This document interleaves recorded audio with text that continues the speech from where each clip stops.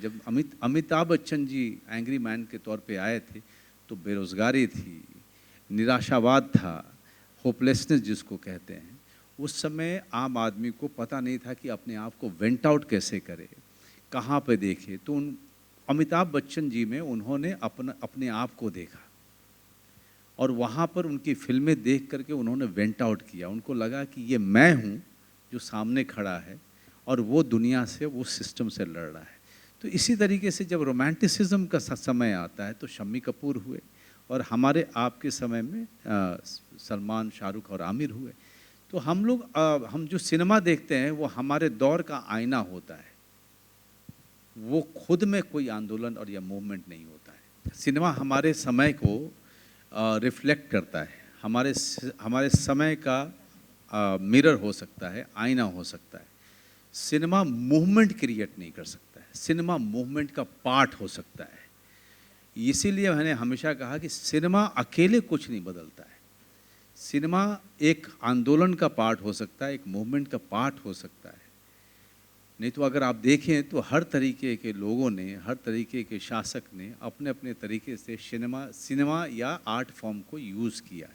Sir, मैंने आपके एक इंटरव्यू में आपने बड़ी खूबसूरत बात कही थी कि सिनेमा से अगर वाकई अगर कुछ बदल सकता है तो वो है लोगों के हेयर स्टाइल।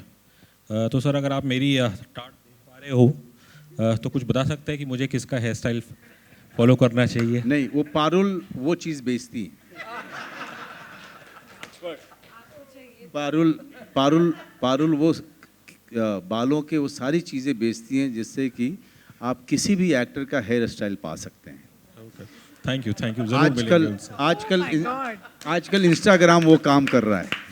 ये मैंने बालों पे लगाया, आपको चाहिए तो कांटेक्ट जी, शाइन हेयर शाइन हेयर।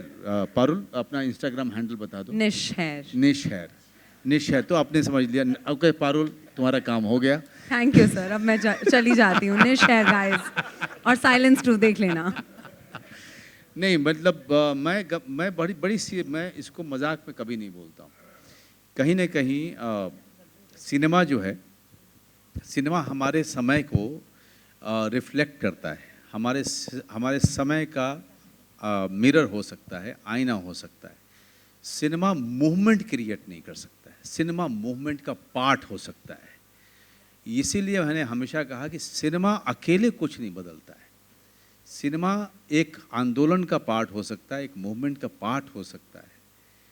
नहीं तो अगर आप देखें तो हर तरीके के लोगों ने, हर तरीके के शासक ने अपने अपने तरीके से सिनेमा या आर्ट फॉर्म को यूज़ किया है।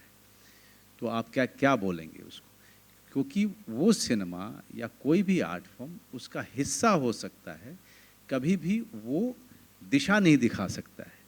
वो मेरे समय को दिखा सकता है। जब अमिताभ बच्चन जी एंग्री मैन के तौर पे आए थे तो बेरोज़गारी थी, निराशावाद था, होपलेसनेस जिसको कहते हैं।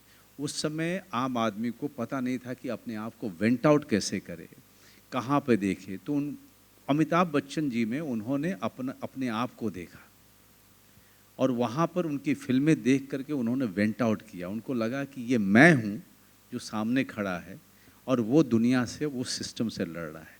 तो इसी तरीके से जब रोमांटिसिज्म का समय आता है तो शम्मी कपूर हुए और हमारे आपके समय में सलमान, शाहरुख और आमिर हुए। तो हम जो सिनेमा देखते हैं वो हमारे दौर का आईना होता है, वो खुद में कोई आंदोलन और या मूवमेंट नहीं होता है।